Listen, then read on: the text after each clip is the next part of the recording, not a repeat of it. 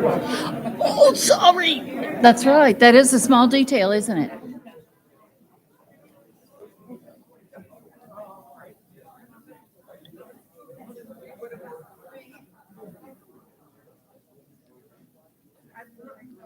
Okay. Good morning. I'm Teresa Poole, and I'm your worship associate this week.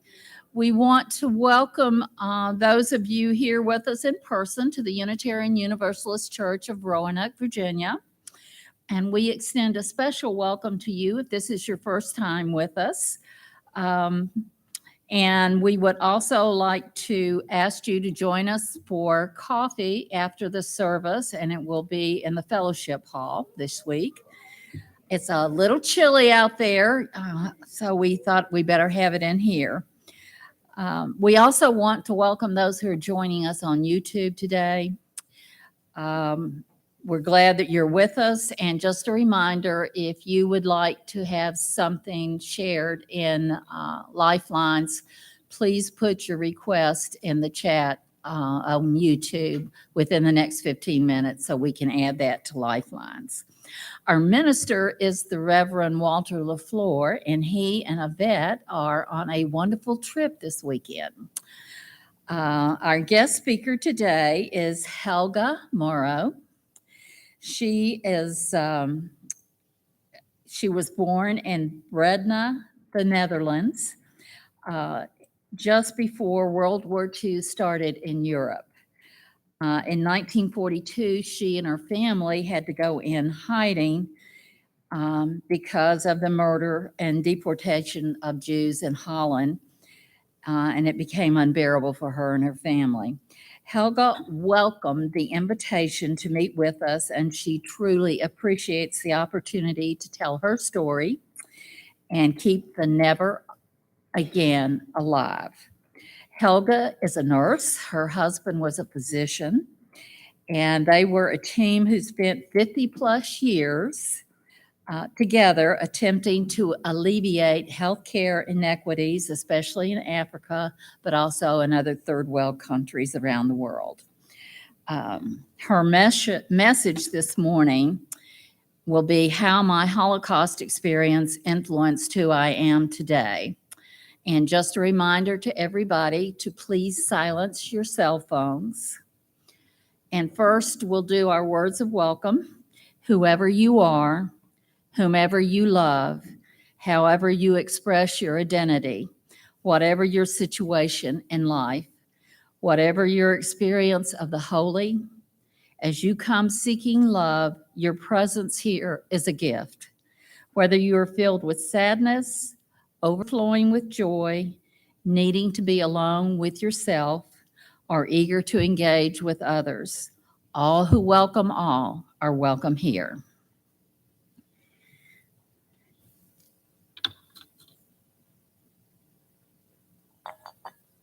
And now we will sound the tone for our 7 principles.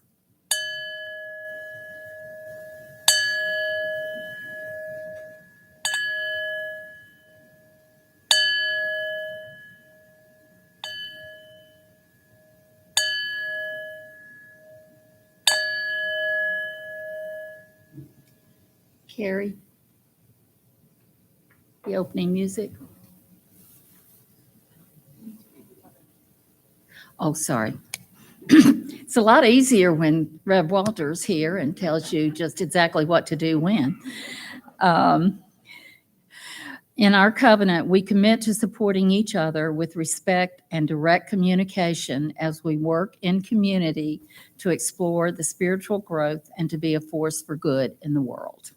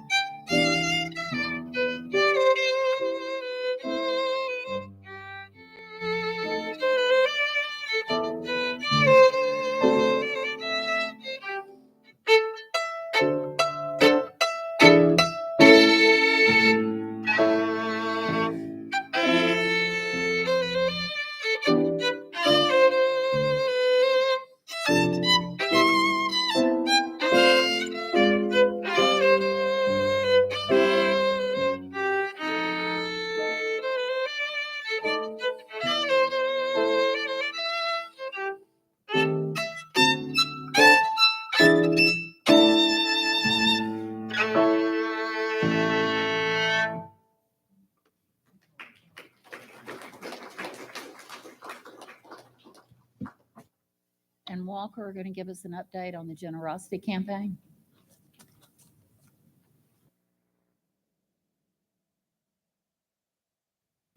Good morning. We'll be pretty brief this morning. Just wanted to give you an update on the generosity campaign. Campaign's going to last about 2 more weeks. So we know there are some people out there that haven't pledged yet that are intending to pledge, and we welcome your pledges. So far, our total is about $178,000 towards our goal of $250,000. We've received 82 pledges, and remember last year we received 120 pledges. So earlier this week, we mailed out about 46 or 50 pledge cards to people that might have been expecting a pledge card. So you'll receive that, and we look forward to receiving that from you. Here's Walker. Thank you, Matt. That's very encouraging. I'd like to share also some words from here, author Henry Nouwen. It talks about the idea of sharing our financial resources within the context of our churches. And he says that fundraising is actually a form of ministry. It's announcing our vision and inviting people into our mission.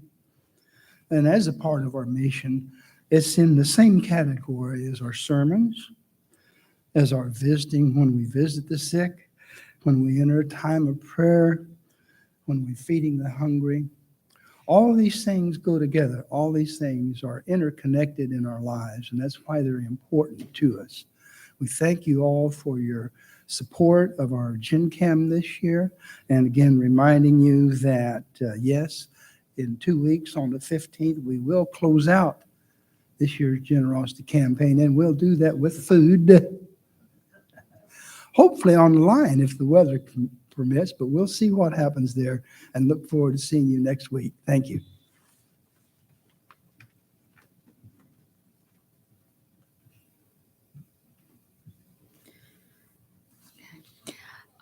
Our opening words and our prayers today have been provided by Helga Moros, Rabbi. So we are sharing some Jewish prayers in honor of our discussion about the Holocaust. We remember things so difficult to contemplate: death, mass murder, the combined tears of 6 million of our brothers and sisters, young and old alike, the boundless cruelty within the human heart.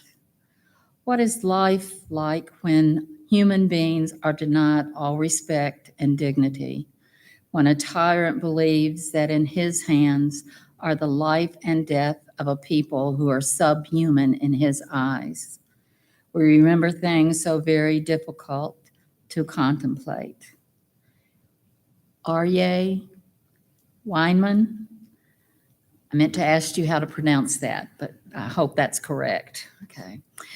And today, when we light the chalice, as we do each week to represent our Unitarian Universalist faith, we are also lighting 6 candles in honor of the 6 million Jews who we lost in the Holocaust. Jesse.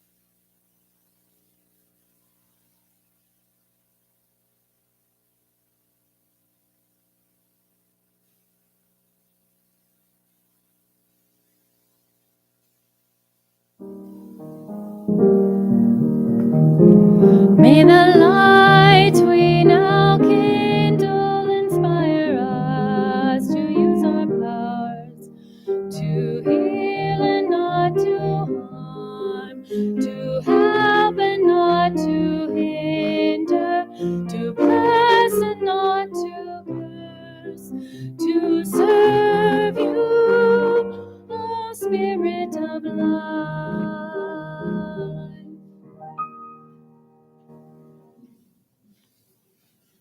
Now I would like to invite up children of all ages for our story time. And I'm going to stand up and wave so you can see where I am. Our storytelling chair is back out, and you can come up and read the story with me.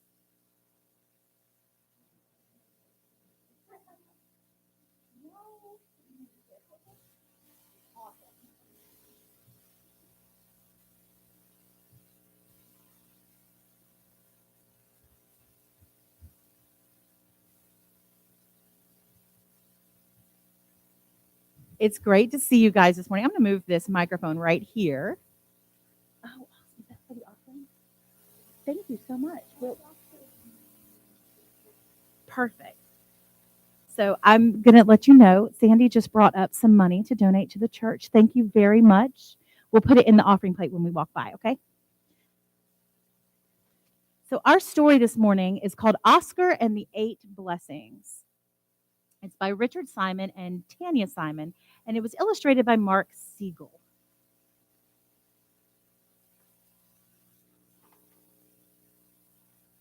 Oscar's mother and father believed in the power of blessings. And you can see they've lit their menorah here on Hanukkah, and there's Oscar with his mother and father. So did Oscar. He believed in those blessings too. Until the night of broken glass. His parents put him on a ship to America. He had nothing but an address and a photo of a woman he didn't know.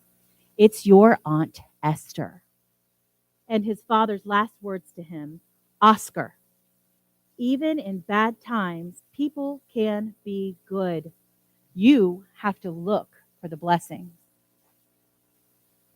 There's his ship coming into New York Harbor. Oscar arrived in New York on the 7th day of Hanukkah. It was also Christmas Eve. He knew his Aunt Esther would be lighting the menorah at sunset. To reach her before the sun went down, Oscar would have to walk over 100 blocks on the avenue called Broadway. The city was terribly big, Oscar was terribly small, and Broadway stretched before him like a huge river. Oscar was already tired, hungry, and cold. His father's last words to him felt very far away. After a few blocks, he looked up to see a woman feeding pigeons. She offered him a piece of stale roll so he could feed them too. Oscar wanted to feed the birds, but he was too hungry not to swallow the morsel himself. The woman reached inside her coat and gave him a small loaf of bread. This one wasn't stale. It was warm and fresh. It gave him the strength to keep walking. He saw a newsstand full of comics. One showed a strong man in a cape doing amazing things. He stopped bullets. He stopped trains. The newsstand man held out his hand. Oscar didn't have any money, so he gave back the comic book. The man called to him.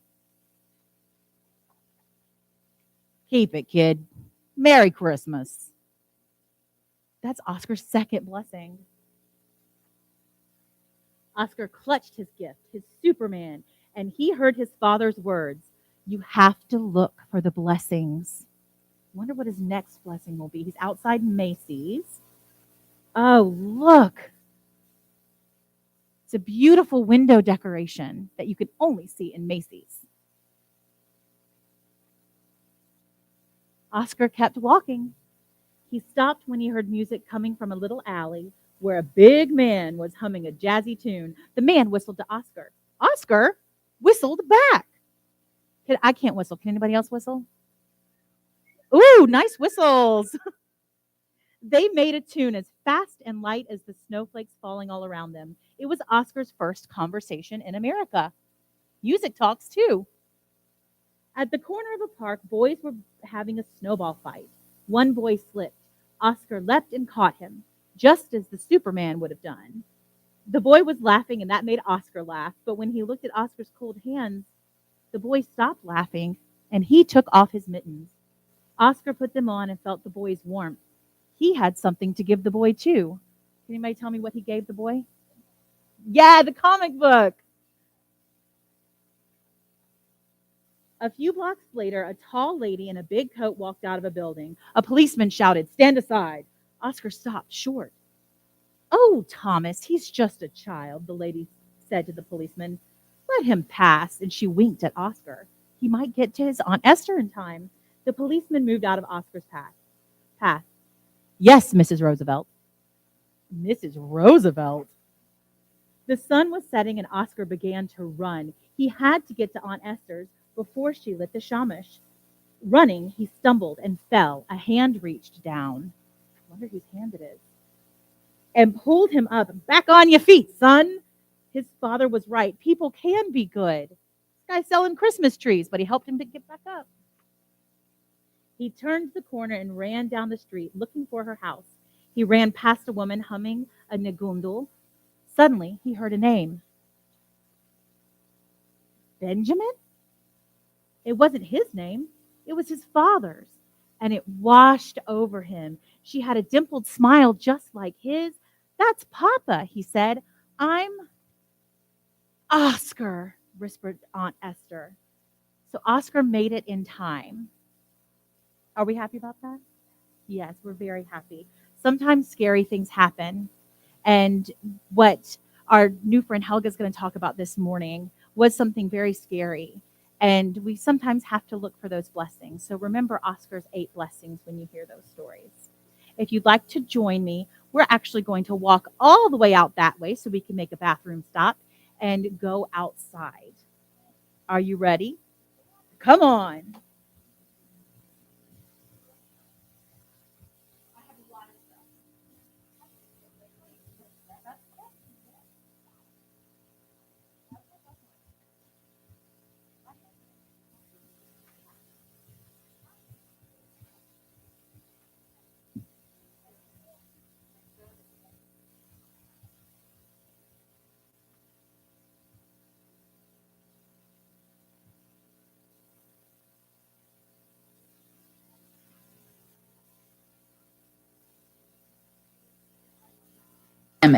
So it's nice to honor them as a part of the service. The reading today is from Psalm 10, verses 1, 13, and 15. We have come here to remember those who cannot be forgotten. We have come here to speak of that which cannot be spoken, but must not be left unsaid. We have come to remind not others but ourselves of what was done and what was not done.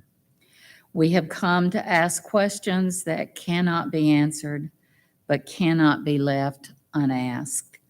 We know how to remember the dead we have known. We know how to commemorate the death of one person. But all of us are mourners. All of us recall not one but 6 million ones. Not alone those we have known, but those no one can know, the names that are never lost. And Helga and I met in the Spectrum group that meets here at UUCR. And she and her daughter is with her today. They came and Helga shared her experiences with the Spectrum group about her childhood and the Holocaust. And for a group of chatty people, we were spellbound. So we're very lucky to have Helga today.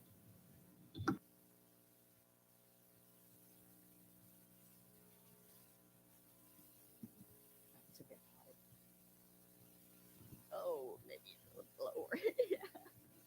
You just done.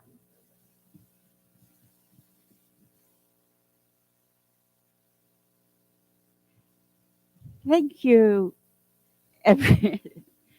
I just am incredibly touched by the ceremony before, by the remembrance of my fellow Jews who died in the Holocaust, by the services that you have held so far, the candle lighting and the story that was told about it just emotionally, I'm a bit shaky right now, but I will try to do my best to tell you my story. I am a Holocaust survivor. I was born in Breda, which is it's okay, doesn't matter. We used to call it the Holland, but it's really the Netherlands right now. I came from my family were both my father and my mother were Orthodox Jewish. We lived in a fairly large house on the Julianalaan in Breda, and uh, I, I'm 84 years old, but until fairly recently, I never talked about what I went through as a child. And it wasn't until 1991 when I attended the first Hidden Child Conference in New York City. And I was thinking about this preparing for a discussion we had at the synagogue. And I thought, hidden child? Is it all over? Am I still really that hidden child that was there during the times when we actually were in hiding? And I thought about this a while, and two things came up, and I just want to show you. Um, I know it's a little bit, it's a little bit far away from both of you, and those of you who are in the back, but it says, it was written in 1991. It's my sister and I. It was in the New York Times, and it talked about hidden children out of hiding. And I thought about this for a while, and I thought, am I out of hiding really? Is this all done for me? And it dawned on me that for all these years, and my daughter knows this, I never discussed the Holocaust. I never discussed what we went through as a family. I never discussed the fact that I had a little sister who was taken away from us, who died, and who at the time when my mother tried to visit her where she was in hiding, and she said to my mother, "No, this is not the mommy I want. I want the new mommy." So I mentioned this because the trauma and the difficulty that people face, not only as Holocaust survivors, but I know that what is happening, what happened to me, is happening in Ukraine, and it's happening in parts of Africa, and it's happening in Syria, and it's happening still all over the world. And you as a community, I need to, you are aware because I'm surrounded by it, that those people who are suffering and have suffered in the past continue to hide something that is essential for the future. And so I want to go back a little bit and talk about what my childhood was really like. In 1940, the Germans invaded Holland. And the first thing they did, they bombed Rotterdam. The reason that part of it is important, a place part of the story. Rotterdam was destroyed. My parents, Jewish parents, consisted of my father, my mother, my maternal grandparents, my mother's sister and her daughter, and two cousins. And my grandfather, my maternal grandfather, used to walk the children along the street where we lived. In 1941, the restrictions on Jewish people came into force. And it started out pretty simply. We couldn't go to school, we couldn't ride a bicycle, we couldn't go shopping, we had to wear a yellow star, my father couldn't work, couldn't have a bank account, and these restrictions were started really the process of identifying all the Jews all over Holland that and with the support of I must say of the Jewish authorities, so that the Gestapo actually at that time had a very easy time identifying who we were and where we lived. In 1941, my aunt and my cousins, the three people that were with us, were deported. Two were immediately sent to Auschwitz and died in Auschwitz.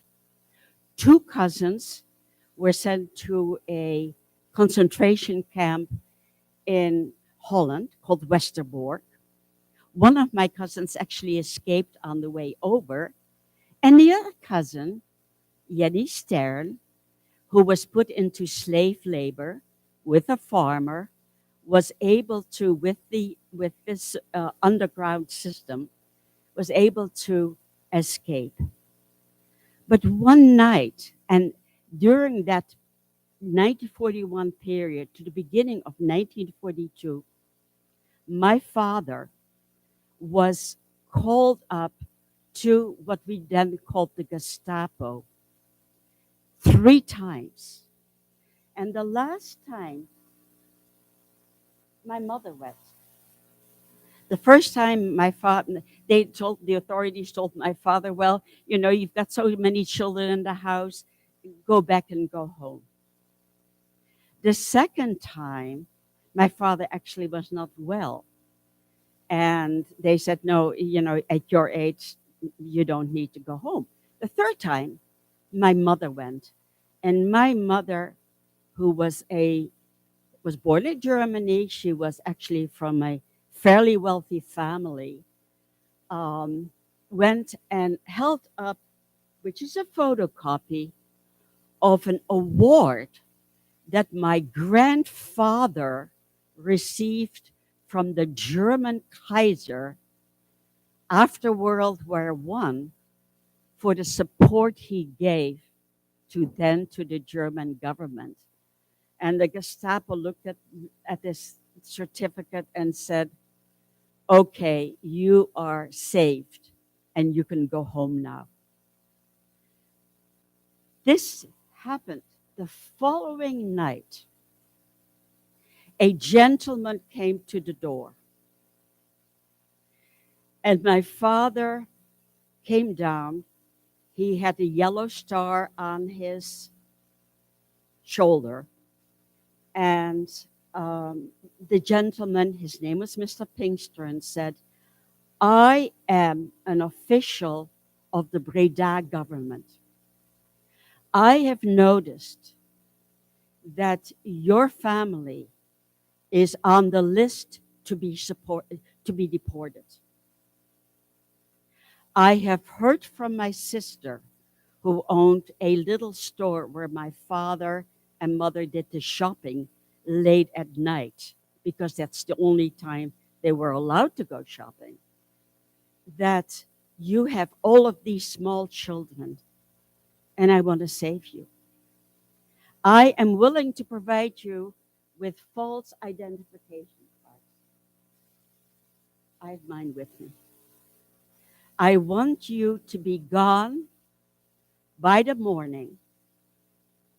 And please, as you are ready to leave Breda, change your name, change your birth date, and change where you were born.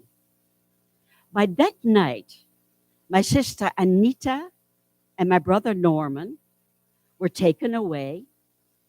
They lived in a bathtub for 2 weeks, couldn't go out, not even at night, and were then, through the help of what we call the underground, sent to a small place called Bilthoven in Holland. Bilthoven had a wonderful Montessori school run by Betty and Kees Boeke. And you will know this one. Betty's last maiden name was Cadbury, and she was a Quaker, and she actually was the daughter of the founder of Cadbury chocolate.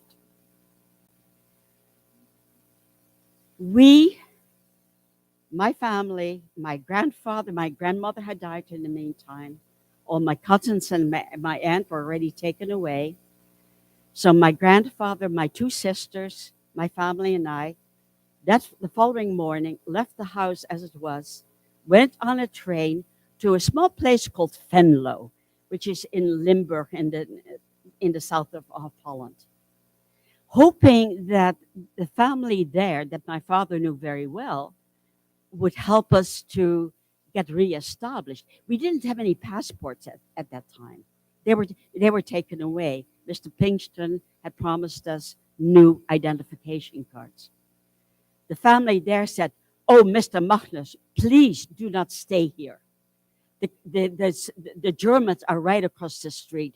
You must go down further." And so we traveled by train to Valkenburg, which is very much in the south of Holland. My parents had no place to stay. They finally found a hotel where they told the owners of the hotel that they were refugees from Rotterdam and that we had to leave very quickly, and we didn't have our passports with us. A couple of days later, my baby sister Rita was taken away by a family. My parents didn't have any idea where she was. Ingrid, my middle sister, and I were taken away from our parents. We didn't know where we were going to go. We were really lost in the sense that we had, I was 4.5 years old, and I had a strange name, and I didn't know where we were going. We ended up through, again, the system of the underground at the place where my brother and my sister were, Bilthoven. We weren't allowed to stay with the Bookers, but we were taken to a family very soon when we were sort of settled there, where we were told we couldn't be there any longer for whatever reason that was. We were shifted from family to family and physically and mentally abused. My sister wet her bed, and one of the things that they did to us was put us in cold showers for whatever long time they felt was essential. But what happened during one of those moments when we were with one of those families, my family in the south of Holland had a knock on their door, and there was a policeman there. And the policeman said to my father, my mother, "You're Jewish, aren't you?" And my mother said, "No, we are not Jewish." "Well, we have received a notification from the Dutch authorities in Breda that there are some Jewish children living with a family there, and that you here are just hiding Jews."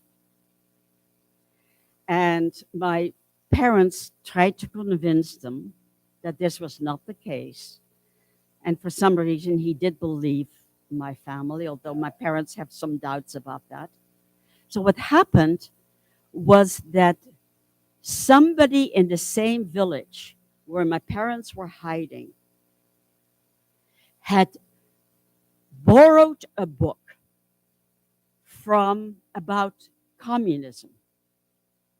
And in the book was the name of a Jewish family. The authorities raided the house of that particular family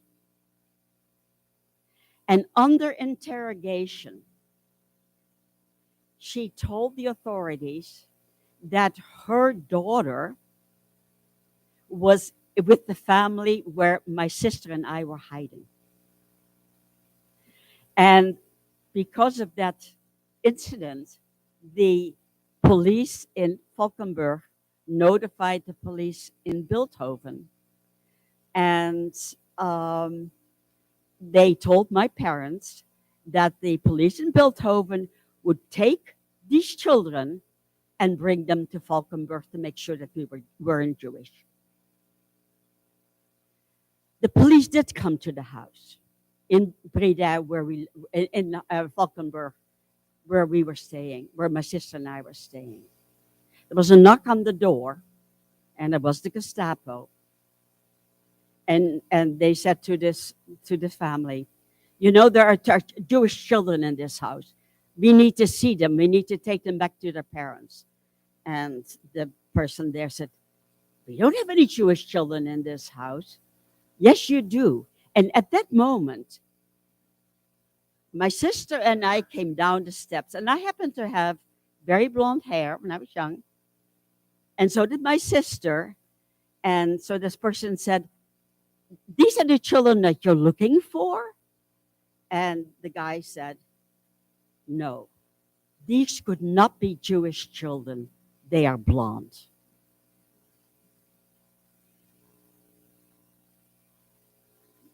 During this time, my parents, the story is long, and I was looking at the clock. I don't have that much time.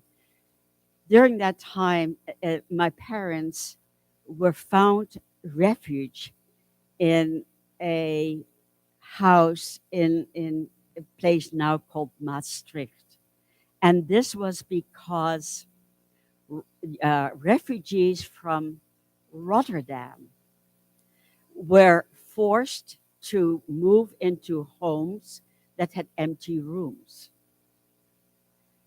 My parents went into a house with a family called the Beelders. Now, the woman in the house was very toxic. I used a different word, but apparently it was, I called her a witch. But other people thought I had said something differently. But she was, in a very typical Dutch fashion, she was very clean, and she insisted on having the house when we came in from outside of my parents' house, from my grandfather and my parents, when they came into the house, that we would clean our shoes and wash our hands and do all sorts of things. So my grandfather, who was 81 years old at that time, came into the house with dirty shoes. And she yelled at him. And he was so afraid of her that he went into the bathroom and he dropped his false teeth into the toilet. It took 3 men and 3 brave women to get his false teeth out. We, in the meantime, in Bilthoven, in the north of Holland, found out that my little sister had died. She was with a Catholic family. They adored her, but because she was a hidden child, she couldn't receive any health care at all. And they had to bury her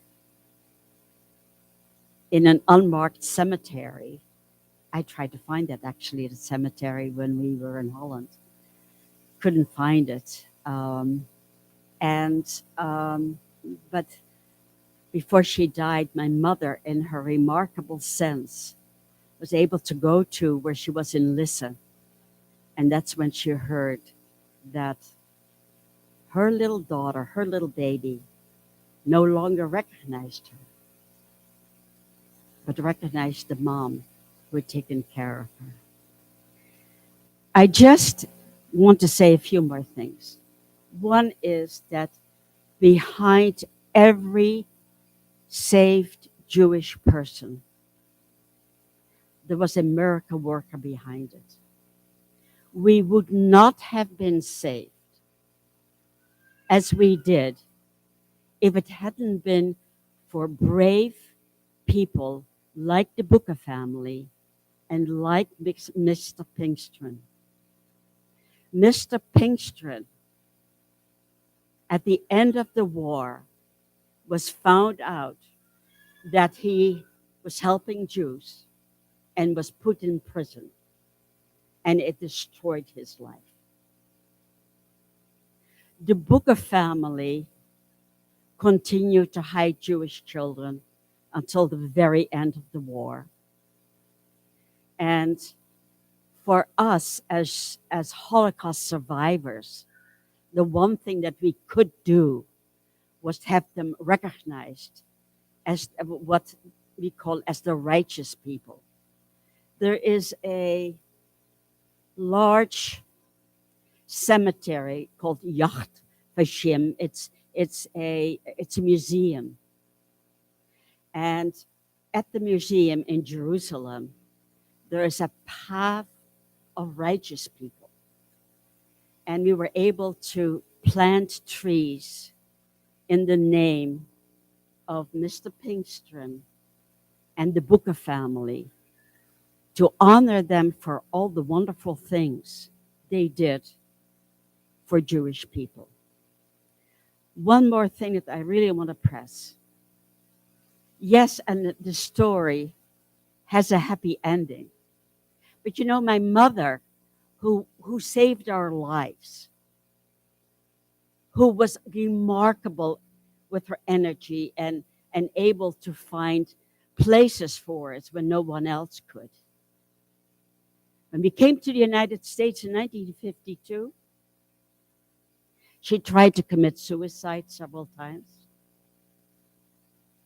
I don't think she had one happy day in her life afterwards. She died at the age of 90. I spent months in the hospital. I call it my Holocaust scar. It's right across my neck. My sister became grossly obese. My brother became a Baptist minister. And my sister Ingrid, up till today, has never been able to talk about the fact that she's a Holocaust survivor.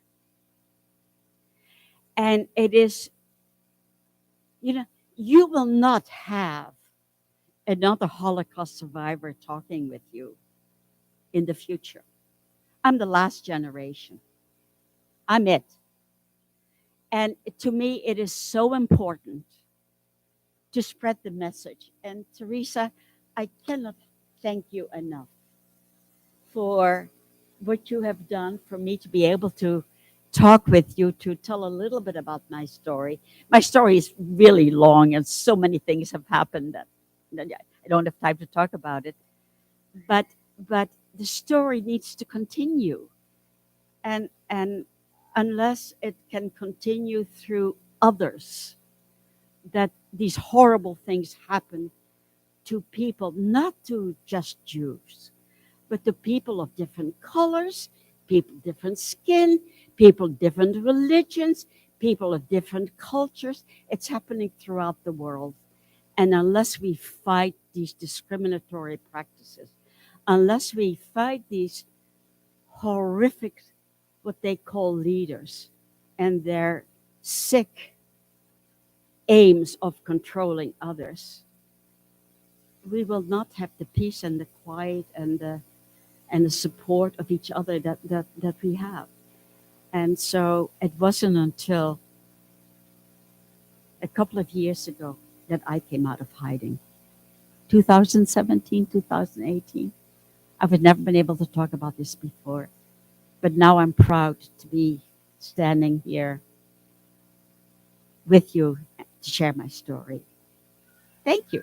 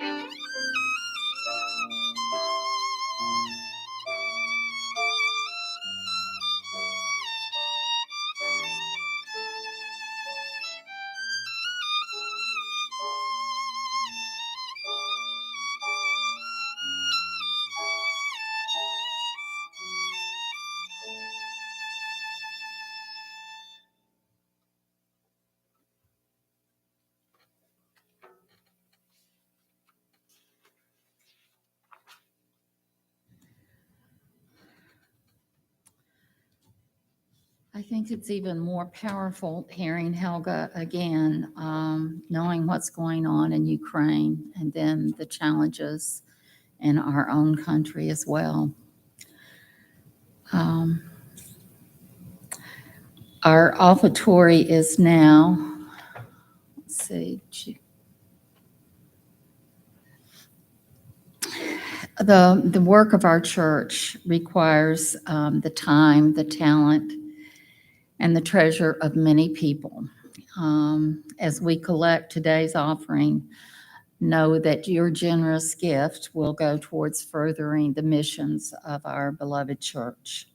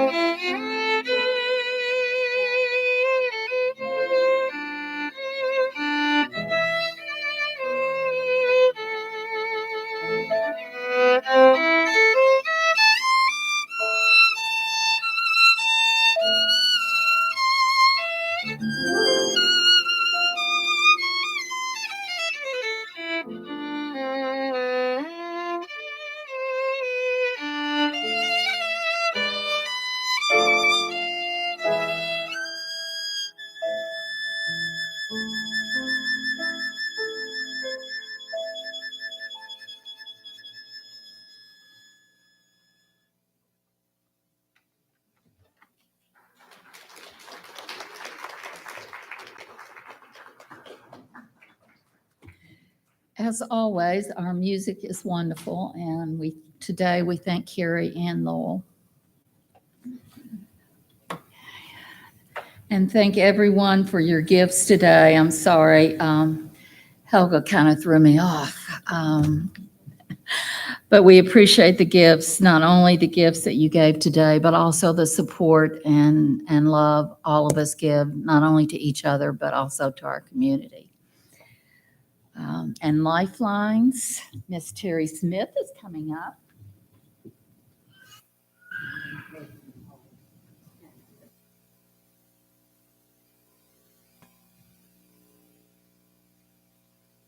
Good morning. It's a pleasure to be here with all of you. And thank you so much for what you shared. And there's no way to ever accept, atone, amend what happened to you. But your face speaks of some greater power that works. Well, I'm here on behalf of the Caring Committee. And as you know, one of the things we do is to record the current joys and concerns of our congregational family. If you have something you'd like to share, you can call the church office by noon on a Friday, or you could call or email Sally Garber, chair of the Caring Committee, or reach out to another member. You can also write in the Lifelines book, which I will pick up right now. Thank you. This is available on the altar before and after the service, and during the week, it's on the podium next to the name tag board in the hall. So you can write in it anytime during the week. We also have Pebbles of Life, water bottle and stones that you can deposit to signify a silent joy of concern. Now, let us enter together into a time of reverence, into the space and love and hope. I bring you happy news. Joan and Don Wages are pleased to share that their son, Jackson, who's a senior at Berea College, has earned 3 awards related to academic excellence, character, and leadership. His parents will be celebrating with him in Kentucky as he graduates with a BA in math and philosophy. Does that sound like a UU offspring?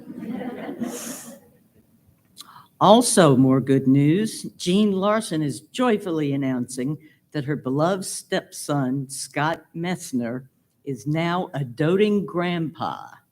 And she herself is quite enamored of her new great-grandkid, Ms. Adelaide Jane Linkus.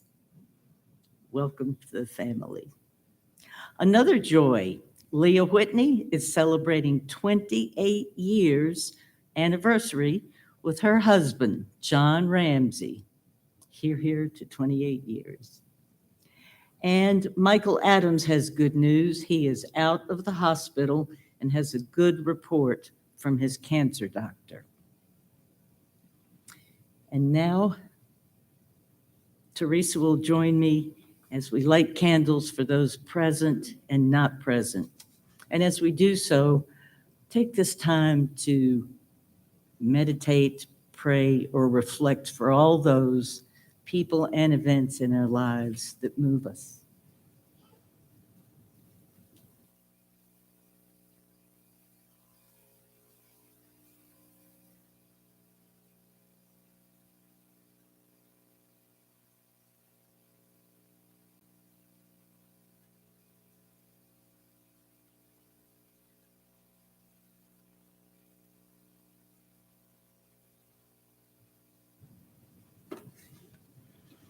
May our prayers be heard and our hearts be restored.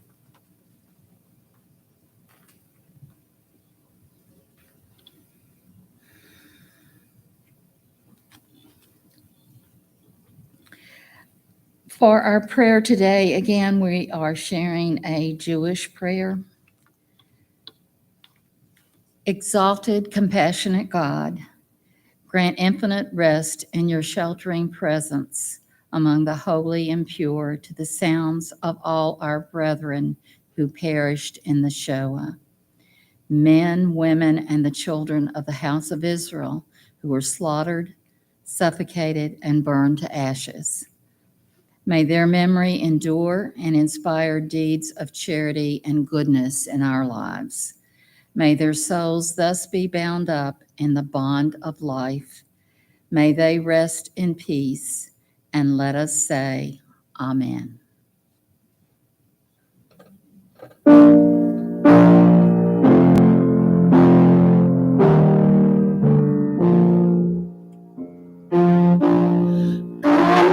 me, comfort me, comfort me, oh my soul. Comfort me,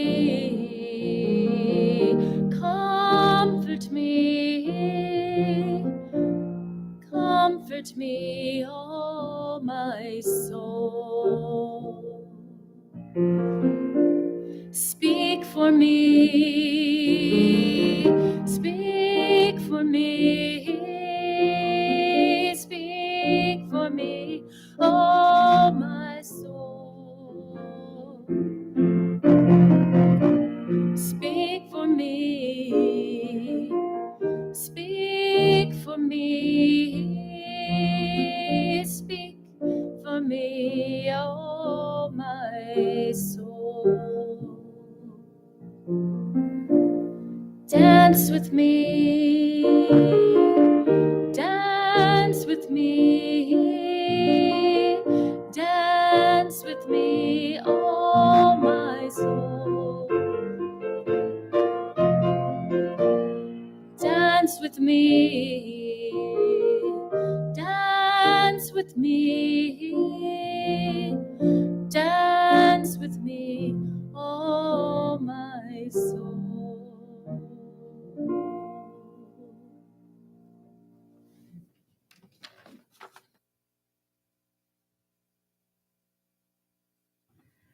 Well, I could get up here and say we have some good news and bad news.